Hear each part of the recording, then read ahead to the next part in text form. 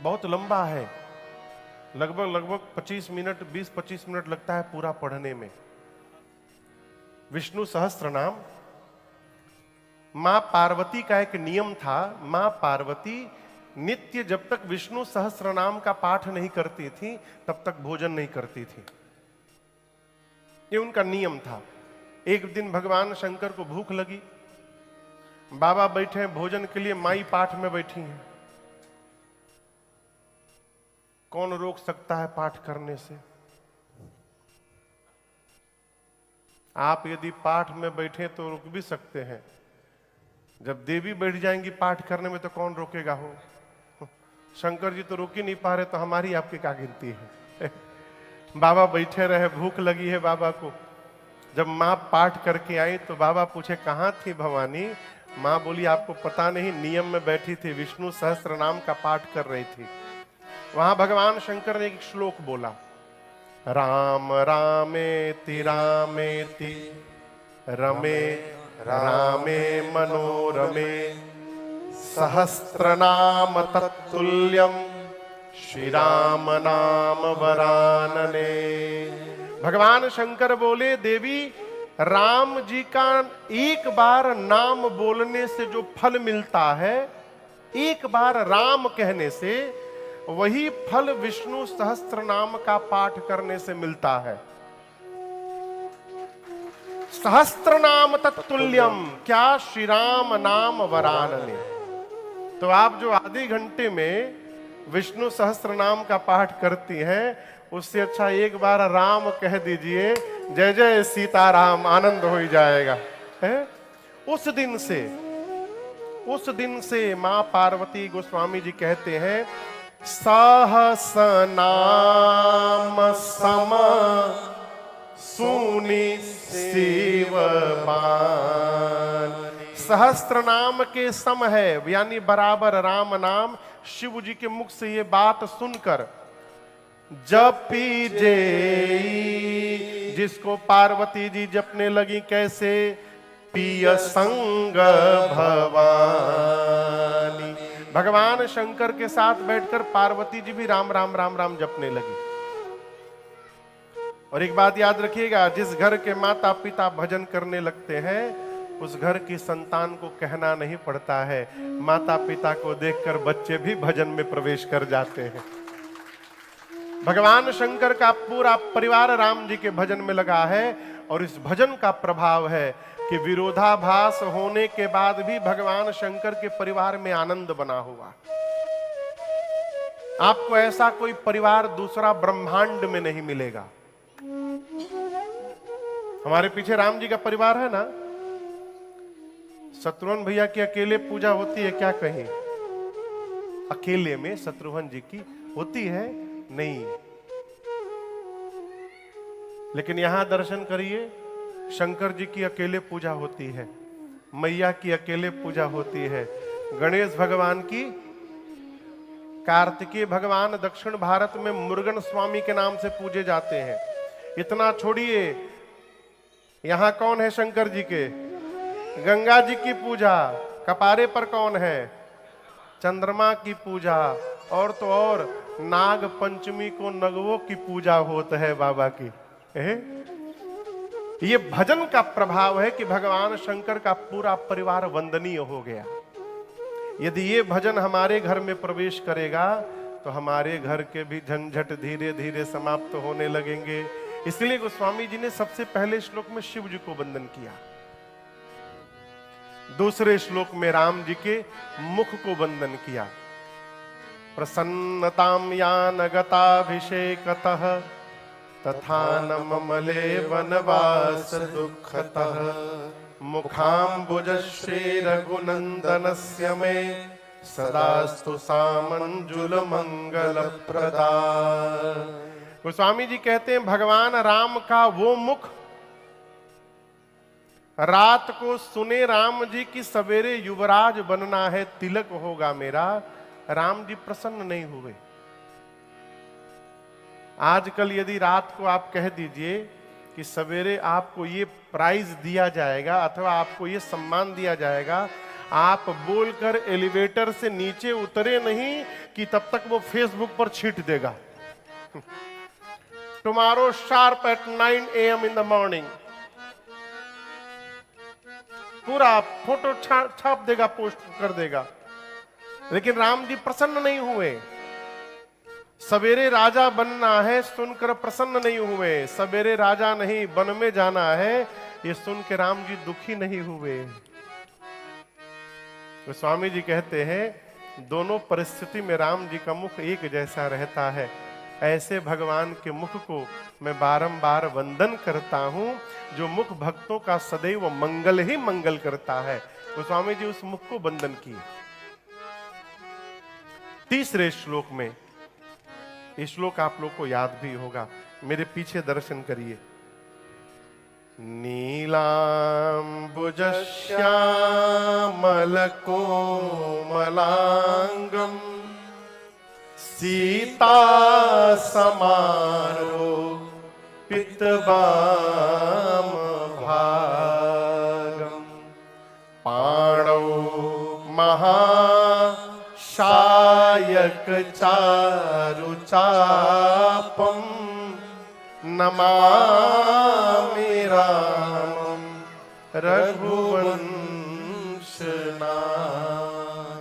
नीले अंबुज के समान जिनका सांवला रंग है, बगल में वाम भाग में मां जानकी विराजमान है, हाथ में धनुष बाण धारण करके जो राम जी सीता जी के साथ रघुवंश के सिंहासन पर विराजमान है, ऐसे राम जी को मैं बारंबार प्रणाम करता हूं। ये अयोध्या कांड के 3 श्लोक हैं। इसके बाद कथा प्रारंभ हुई। श्री चक्रवर्ती जी महाराज, कौन कौन कौन? दशरथ जी। हाँ, नाम नहीं लेते इसलिए मैं चक्रवर्ती जी कहता हूं। भगवान के पिताजी है ना, नाम नहीं लेना चाहिए। श्री चक्रवर्ती जी महाराज एक दिन सभा में बैठे थे अपनी, तो उनको लगा कि सिर पर जो मुकुट है उनका वो तनिक टेढ़ा हो गया है। तो उस मुकुट को सीधा करने के लिए महाराज ने हाथ में दर्पण लिया। राय सुभाय, सुभाय यानी स्वभाव से मुकुर, मुकुर मने सीसा, मुकुर यानी हनुमान चालीसा का दोहा बोलिए। श्री गुरु चरण सरोज रज निज मन मुकुर सुधार, बरनउँ रघुबर बिमल जस जो दायक फल चार। ये दोहा अयोध्या कांड का पहला दोहा है। ठीक, इसका अर्थ पता है? कितने लोगों को पता है इस दोहे का अर्थ? ऐसे ही पढ़ रहे थे आज तक? आज हम लोग दिन में कहीं गए थे तो वहां एक लोग बैठे थे, तो एक प्रसंग छिड़ा सरभंग जी महाराज का। मानस के, आपको पता है दोहा? हाँ, मानस के एक पात्र है सरभंग ऋषि, अरण्य कांड में उनकी कथा आती है। तो बोले महाराज आपका सबसे प्रिय चरित्र मानस में कौन कौन सा है? हम बोले केवट भैया का चरित्र, हमारे भरत भैया का चरित्र, और उसके साथ एक छोटा सा चरित्र है सरभंग मुनि का। तो बोले ये कथा कहाँ है महाराज, इसकी क्या कथा है? तो मैंने सुनाया 2 मिनट 5 मिनट में उनको। अब सुनने के बाद वो तो एकदम अवाक हो गए। बोले महाराज ये मानस में है? हम कहे है? तो बोले मैं तो हर नवरात्रि में नवाह पारायण करता हूं। इसका मतलब मैं आज तक केवल अक्षर पढ़ता रहा, भीतर क्या लिखा है मैं तो समझ ही नहीं पाया आज तक। मेरी आपसे प्रार्थना है, पढ़िए मत, समझिए। अक्षर पढ़ने से कुछ होने वाला नहीं है। भारत के एक महापुरुष हुए, वो नित्य एक ही चौपाई पढ़ते थे। परहित सरिस धर्म नहीं भाई, पर पीड़ा सम नहीं अघमाही। ये चौपाई कौन कौन सुना है? इसका अर्थ है परहित सरिस परहित जैसा। परहित समझ में आ रहा है? हाँ, किसका हित? कौन दूसरा? कई लोग भतीजे की नौकरी लगा के कहते महाराज परहित करके आया हूं अभी।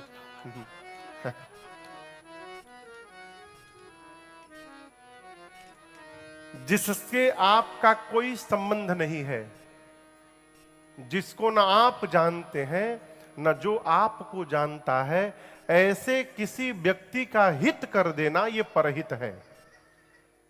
चौपाई क्या कहती है? परहित सरीस परहित जैसा धर्म नहीं भाई। दूसरा कोई धर्म नहीं है।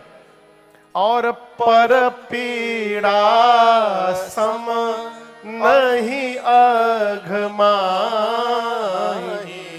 दूसरे का हित करने जैसा दूसरा धर्म नहीं है, और दूसरे को कष्ट देना जैसा दूसरा कोई पाप नहीं है। ये चौपाई का अर्थ है।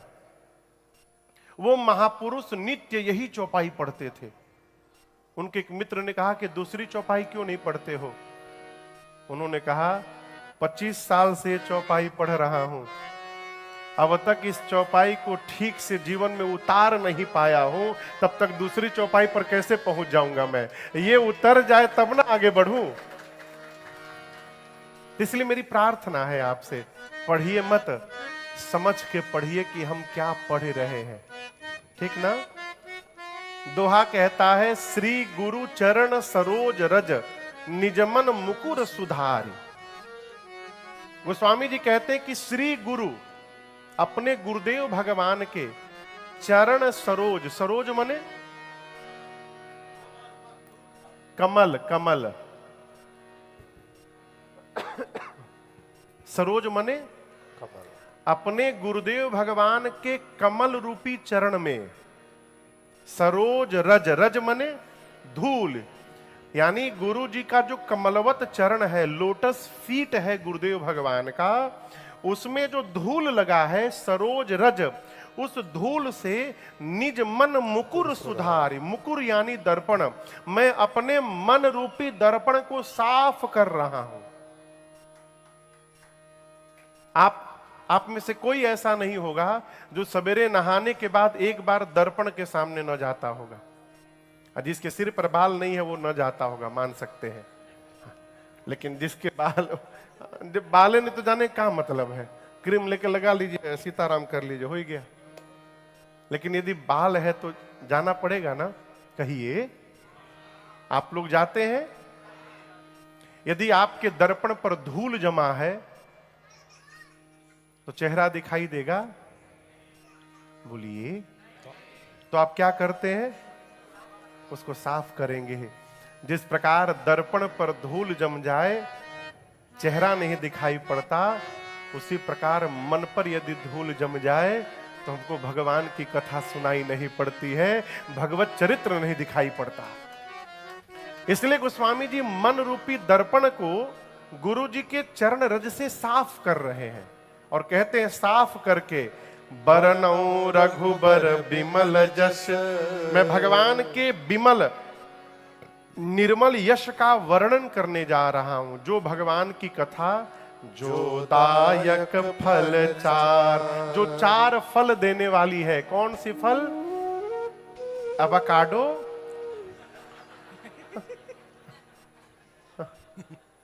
एवोकाडो नहीं,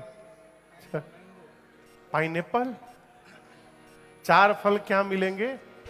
धर्म, अर्थ, काम और मोक्ष। ये चारों फल केवल भगवत चरित्र ढंग से सुनने से हमको प्राप्त हो सकता है, ये गोस्वामी तुलसीदास जी महाराज कहते हैं। तो महाराज ने सभा में मुकुर लिया। मुकुर यानी दर्पण, अपना मुकुट सीधा करने के लिए। जैसे लेकर महाराज ने मुकुट सीधा किया तब तक दिखाई पड़ा क्या? श्रवणा समीप भय से तके। देखिए, आपको एक मैं निवेदन करूं, ये जो शरीर है हमारा, ये हमको संकेत देता है। भैया जी, भोजन करते समय यदि डकार आए, इसका क्या मतलब? पेट कह रहा है कि मेरे पर अब कृपा की जाए, अब मेरे पर दया करिए। आदमी क्या कहता है? हवा निकल गया, एक रोटी का जगह और बन गया। दांत टूटने लगे, ये क्या संकेत है? अब शरीर कह रहा है कि दांत गिरने लगे, इसका मतलब अब तुम कड़ा नहीं पचा सकते, मधुर भोजन करो, हल्का भोजन करो। आदमी कहता कितना बार टूटेगा? जितनी बार टूटेगा नया लगवा लूंगा। बाल रंग बदलने लगे, आदमी की मानत है, पते नहीं चलत है के रंगल है के बिना रंगल है। देखिए, कम उम्र में पकी जाए तो अच्छी बात है, आप रंगवाइए, कोई बात नहीं। अब 30 साल 40 साल में के बूढ़े लोग के चाहे दिखाना चाहेगा, लेकिन 70 के बादो कलर हो ही रहा है। भाई कोई हो तो क्षमा करिएगा हमको। एक घर में दादाजी, बेटा और पोता, समझ रहे हैं ना? छोटा सा बच्चा, उसके पिताजी और उनके पिताजी, 3 पीढ़ी थी। तो दादाजी और पिताजी ये दोनों लोग शीशे के सामने खड़े होकर के डाई कर रहे थे। 8 साल का बेटा आकर पूछा दादाजी से, दादाजी क्या कर रहे हैं? दादाजी बोले कि सफेद बाल को काला कर रहा हूं। पिताजी के पास गया, पिताजी आप क्या कर रहे हैं? मैं भी वही कर रहा हूं बेटा, सफेद बाल को काला कर रहा हूं। बेटा गया, कटोरी में चूना लेके आया। चूना समझ रहे हैं ना? चूना और ब्रश लेके आया और वो चूना ले करके अपने काले बाल को सफेद करने लगा। तो बाप और दादा दोनों डांटे, क्या कर रहा है तू? बोला काले बाल को सफेद कर रहा हूं। मुझे क्यों? दादाजी से बोला, दादाजी घर में कोई तो बूढ़ा दिखाई देना चाहिए। कोई तो बूढ़ा दिखना चाहिए। आप बूढ़ा हो गए हैं, उसके बाद भी मान नहीं रहे कि आप बूढ़े हैं, तो हम ही बूढ़े बन जाते हैं। केश यदि श्वेत होने लगे अवस्था आने के बाद, तो ये संकेत है अब अपने भीतर देखने का अवसर आ गया है। हमारे एक स्वामी जी अमेरिका में, क्या बात है, स्वामी श्री सत्यानंद सरस्वती जी महाराज यूएस में रहते हैं, अमेरिकन है, वो वाइट मैन है। आपको मैं बताऊं, मेरा परम सौभाग्य कि मेरा बचपन का 4 साल उनकी गोद में बीता है।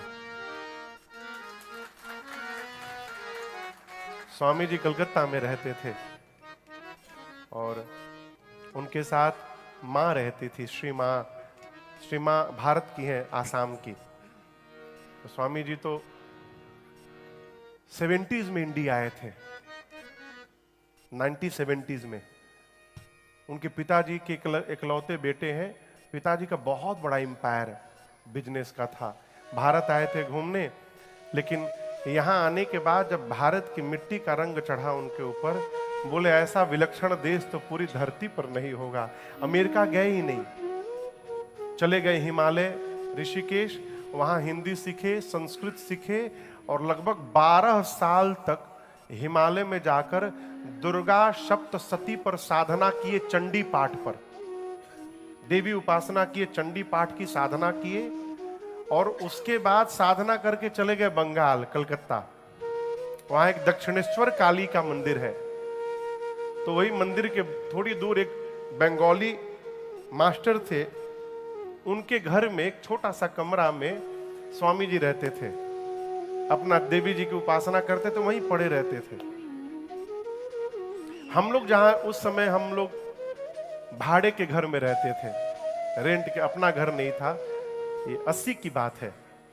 तो जो घर था हमारा उसमें 2 बहुत बड़े बड़े बेडरूम थे। तो हमारा एक परिवार, हम लोग पूरा परिवार एक ही रूम में रहते थे।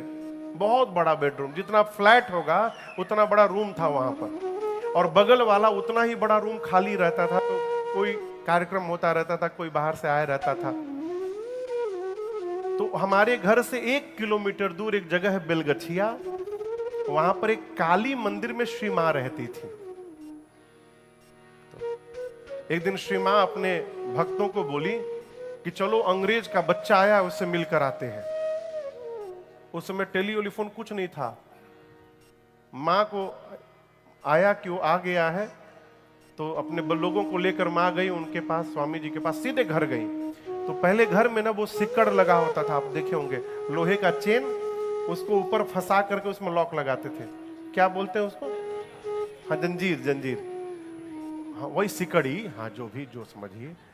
उसी को लेकर मां ने ऐसे दरवाजे पर पीटा, 2 बार पीटा। स्वामी जी भीतर से एकदम गोरा चेहरा, अंग्रेज एकदम तमतमाए, क्रोध में आए, आकर मां पर बरस बोले, तुम मेरा साधना तोड़ दिया।